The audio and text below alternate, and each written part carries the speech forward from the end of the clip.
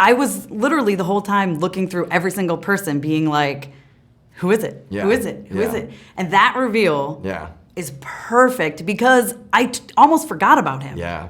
That was the magic trick because, you know, you're trying to fill the room with enough suspects. And, you know, look, it's funny how, like, it's really fun to listen to the audience reacting to, like, we start to really put a lot of focus on one particular person in the movie.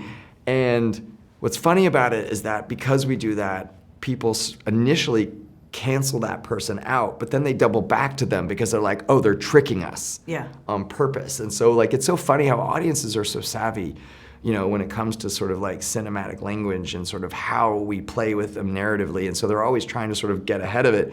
And my job and the writer's job was to sort of figure out how we could weaponize those expectations or those ideas and keep using them against them. But in this particular case, the way that we meet said person, you build out this idea that, like, they have their own contained story, and we're really watching the beginning and the middle and the end of it. And that, I think, is what makes you forget about them, because it's like, oh, I saw their story and I know how it ends, you know? And so you kind of move on.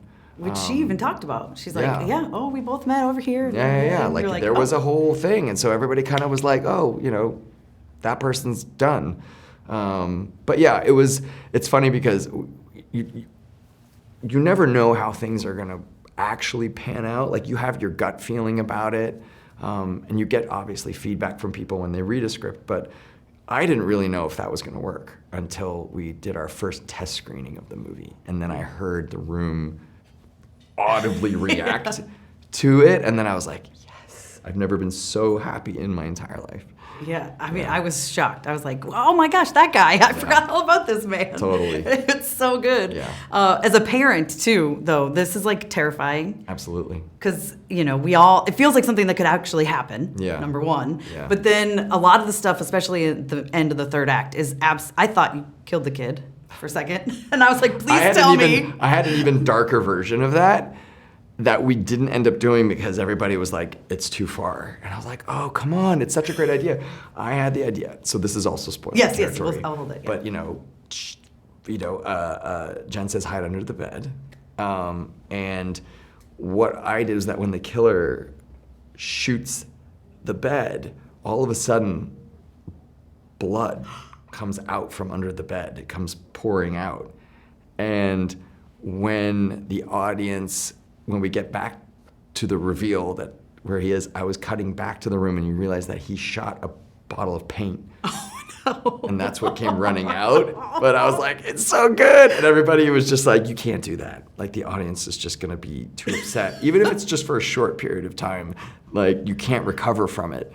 And so I was like, whatever. They have this funny rule about, like, I remember when we were making the paranormal films, there was like a person, like a studio person who came in to, like, give us, like, the rules of, like, who we could kill.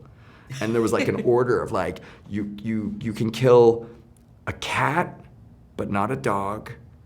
You can kill a kid, but not a baby.